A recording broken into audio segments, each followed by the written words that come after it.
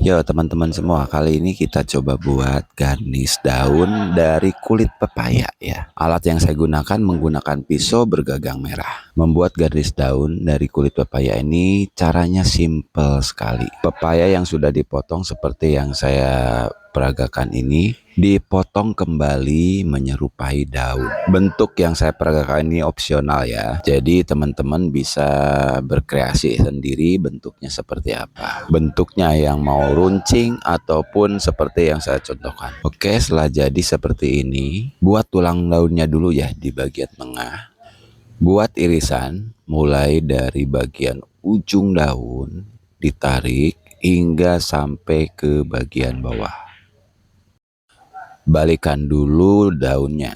Kemudian dari titik paling bawah tadi diiris kembali sehingga membentuk sebuah alur yang dalam dengan kedalaman sekitar 1-2 mili saja.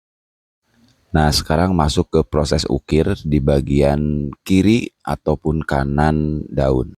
Nah, untuk membuat alur-alur seperti ini diusahakan seperti daun ya bentuknya, memanjang ke arah pinggir.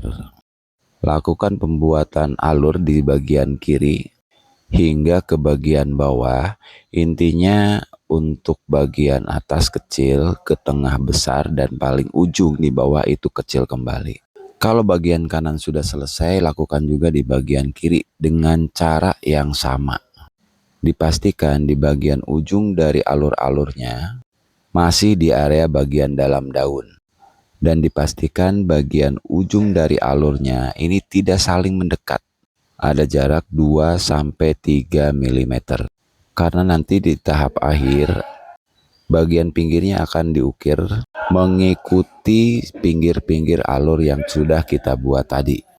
Jangan terburu-buru, apalagi yang masih belajar. Pastikan menggunakan pisau yang tajam supaya hasilnya lebih maksimal ya. Nah, sekarang sudah mulai terlihat nih, sudah hampir selesai membentuk alur-alurnya. Nah, bagian paling bawah ini dibuat lebih kecil dari bagian atas ya. Nah, ini step terakhir yang bisa membuat daun ini menjadi lebih cantik lagi. Potong pinggiran daun mengikuti alur-alur yang sudah dibuat di pinggirnya. Nah, lihat ya, perhatikan ya, bagian alur itu dipotong sedemikian rupa ya, kurang lebih 1 milian lah kurang lebih. Kalau nggak paham apa yang saya maksud, silahkan dilihat ya, itu perhatikan aja cara memotong saya.